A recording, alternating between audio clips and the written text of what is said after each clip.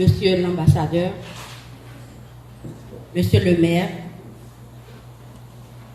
Monsieur le directeur adjoint départemental Nord du ministère du Commerce et de l'Industrie, Mesdames les dirigeants des organisations de femmes, Madame la directrice de la Coubreda, représentante de la presse, Mesdames Affuches, Mesdames, Messieurs, en vos rangs, titres, grades et qualités. En cette occasion solennelle, j'ai l'honneur de vous accueillir dans cet magnifique lieu à la Coubreda pour le lancement officiel de Page Fait.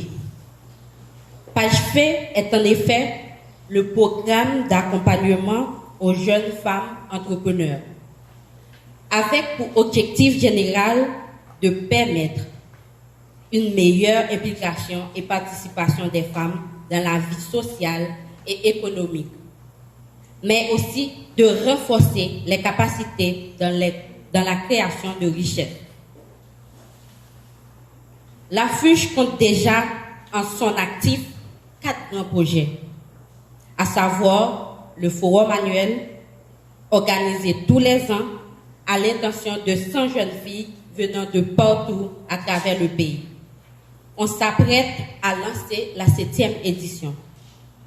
Le EEG, École d'été de la gouvernance, en partenariat avec CPDEP. Le PODMEF, Programme d'appui à la réalisation des travaux de mémoire pour les femmes. Et enfin, l'arrivée de Page Fait. Ce nouveau programme, le Page Fait, s'inscrit dans le cadre de la campagne de promotion que mène l'Affuche Nord pour influencer l'autonomisation et l'importance des femmes dans l'économie dans une dynamique de reconstruction de la société haïtienne. Voilà pourquoi nous croyons fermement que l'autonomisation économique des femmes doit faire partie intégrante d'une réponse efficace et efficiente au nom du travail en évolution en raison du fait que nous, les femmes, nous représentons au moins la moitié des ressources humaines mondiales. Il est indéniable que l'autonomisation économique des femmes au travail, sur le marché et dans la collectivité représente un enjeu pour les entreprises et pour l'économie. Par conséquent, le renforcement des capacités et de la position économique, politique et sociale des femmes est essentiel pour la croissance économique et le développement, aussi bien que la productivité des entreprises, la compétitivité et la création de valeur. Mesdames, Messieurs, le cœur de ce programme est fondamentalement constitué de 2 volets. Le premier axe se concentre sur l'autonomisation économique des femmes qui consiste en développer, renforcer des outils pour la formation entrepreneuriale, dispenser des ateliers axés sur l'entrepreneuriat, dispenser des formations en gestion entrepreneuriale et gestion financière, offrir des ateliers d'accompagnement et en démarrage d'entreprises et de coopératives. Accompagner les jeunes femmes dans l'élaboration de leur plan d'affaires. Réaliser les documents de légalisation, les visites d'appui et de suivi au niveau des entreprises de femmes. Le second volet se concentrera sur l'autonomisation sociopolitique des femmes.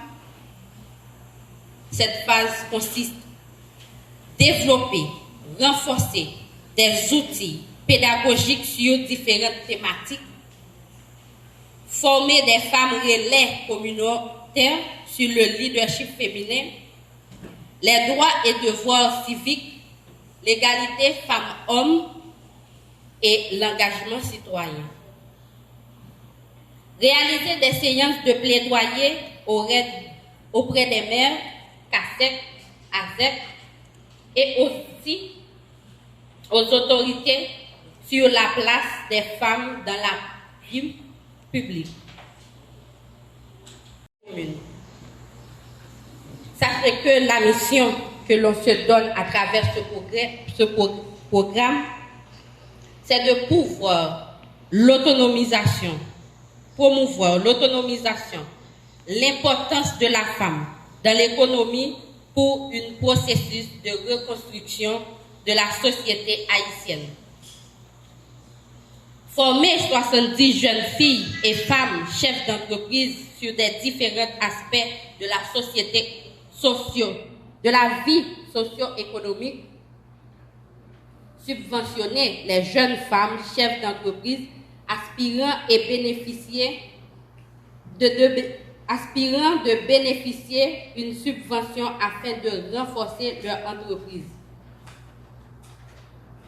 Et pour finir, mesdames, messieurs, nous sommes fiers à présent de déclarer que le projet PAGEFE est officiellement lancé autour du thème « Renforcer et autonomiser des petites entreprises, des jeunes femmes entrepreneurs pour accroître l'économie en Haïti ». La FUJNOR pense que ce programme est ouvert à tous les secteurs qui croient en l'amélioration de l'efficacité du système de marché agricole, dans l'accroissement de l'investissement et l'engagement du secteur privé et surtout au renforcement de la résilience des ménages et des communautés, c'est-à-dire leur capacité à se remettre des chocs et du stress. Nous tenons à remercier les partenaires de la FUJNOR, le CECI Haïti, le CPDEP, qui nous accompagnent depuis quelque temps. Remerciements également à la COUBREDA, aux autorités civiles et politiques, aux responsables des organisations de femmes, aux PDG des entreprises qui sont présents aujourd'hui, à la presse, au comité exécutif et aux membres de la commission d'organisation de cet événement. Un merci spécial à la République de Chine-Taïwan par le biais de son ambassadeur en Haïti.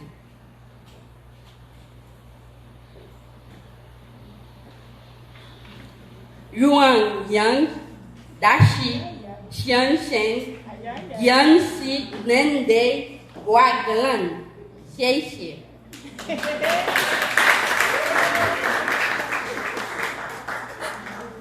Merci à toutes et à tous. Longue vie à PAGEFE. Merci. Bon, là, vous savez que l'ambassade de Taïwan mène plusieurs projets de coopération au Haïti, notamment beaucoup dans l'infrastructure, dans l'énergie, dans la formation professionnelle et dans le domaine de santé. Et non seulement on se limite à ce genre de coopération, mais nous travaillons de main en main également avec la société privée. C'est la raison pour laquelle nous avons eu l'occasion de rencontrer avec Madame Yaxis, exécutive de la FUJNOR, pour éventuellement parler, discuter de concepts concernant ce lancement de projet. Et comme vous savez que mon ambassade soutient surtout un programme de l'autonomisation et relance économique pour les femmes haïtiennes. Donc, ce projet correspond parfaitement à ce que nous cherchons à aider la communauté haïtienne. Donc c'est la raison pour laquelle nous avons conclu, n'est-ce pas, cette coopération ensemble. Quelle est votre attente à partir de ce projet? Pardon? Votre attente à partir de ce projet? Bon, justement, ce programme, c'est essentiellement pour pouvoir promouvoir l'autonomisation économique des femmes haïtiennes. Donc, certainement, nous sommes convaincus qu'avec notre programme Pagefer, nous allons certainement pouvoir proposer les femmes haïtiennes pour leur autonomisation économique et ainsi pour bénéficier, créer une société encore plus paisible. Relation Haïti, la Chine et Haïti, comment ça? Taïwan. Pardon. Vous savez que cette année marque le 66e anniversaire des relations diplomatiques établies entre la République de Chine, Taïwan et la République d'Haïti. Donc 66 années au cours desquelles s'est développée une profonde amitié, digne de sa qualité, forte de sa présence et ferme de sa volonté. Donc une amitié particulièrement marquée dans la solidarité agissante sur la scène internationale et également une coopération bilatérale dynamique dans un esprit partenariat. Et je suis très fier de cette relation et je m'engage à renforcer davantage. Quel type de support vous apportez à Fiche pour ce programme? Ce programme, notamment, c'est pour la formation en général, donc avec l'accompagnement pour les savoir-faire dans la création de business, dans la création des entreprises. Donc c'est surtout dans ce domaine-là, on va proposer notre assistance technique pour qu'ils puissent se doter de cette capacité pour faire face à la création des entreprises. Ça coûte combien? Oh, ça dépend des projets parce que là, à chaque moment qu'ils proposent, on va évaluer et puis on va accorder une assistance financière correspondante. Un dernier message pour la population capoise, surtout dans le nord? Non, c'est pour le pays en entier, parce que nous avons également reçu des projets venant de Port-au-Prince, Antiponie et dans le sud également. Combien de départements en tout? Combien de départements en tout? Combien de Départements qui ont bénéficié de ce projet? Pour l'instant, on a 5-6 départements, mais sachant que c'est une information qu'on a diffusée sur notre page Facebook et c'est bienvenu pour tous les départements, les entrepreneurs qui viennent demander, qui viennent s'informer pour l'éventuelle coopération dans ce projet. Maintenant, comment voyez-vous la politique haïtienne en général? Comment voyez-vous la politique haïtienne? Écoutez, bon, l'actualité, nous traversons, n'est-ce pas, une période un peu particulière, mais sachant que nous sommes confiants qu'avec les initiatives haïtiennes, on va certainement, et avec les citoyens engagés, et surtout avec la conviction pour mettre l'intérêt de Haïti en premier, on va certainement vaincre cette difficulté. Quelle est donc la réaction de la Chine après l'assassinat du président Jovenel Moïse? Taïwan, par exemple. Bon,